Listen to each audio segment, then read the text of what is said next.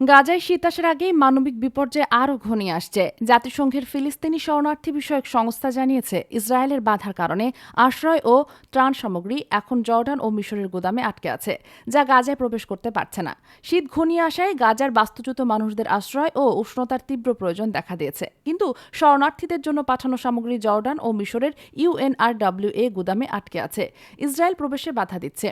বিবৃতিতে ইউএনআরডব্লিউএ দ্রুত মানবিক সহায়তা প্রবেশের অনুমতি দেওয়ার আহ্বান জানায়। এর আগে বৃহস্পতিবার ইসরায়েলের সরকারি সম্প্রচার মাধ্যম কান এক ঊর্ধ্বতন কর্মকর্তার উদ্ধৃতি দিয়ে জানায়, আন্তর্জাতিক আদালতের নির্দেশ থাকা সত্ত্বেও ইসরায়েল গাজায় ইউএনআরডব্লিউ এর কার্যক্রম পুনরায় চালুর অনুমতি দিতে চায় না।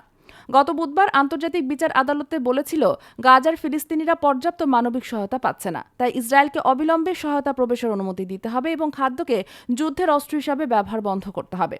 এই রায়টি জাতিসংঘ সাধারণ পরিষদে 2024 সালের ডিসেম্বরের অনুরোধের ভিত্তিতে আদালতের দেওয়া একটি আইনি পরামর্শমূলক মতামত, যা বাধ্যতামূলক নয়।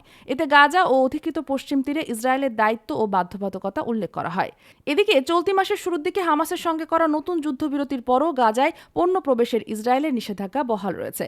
এই যুদ্ধবিরতি চুক্তি যুক্তরাষ্ট্রের প্রেসিডেন্ট ডোনাল্ড ট্রাম্পের 20 দফা শান্তি পরিকল্পনার অংশ।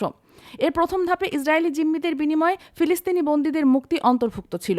পরিকল্পনাটি গাজা পুনর্গঠন ও হামাসবিহীন নতুন প্রশাসনিক কাঠামোর গঠনের দিকেও জোর দেয়।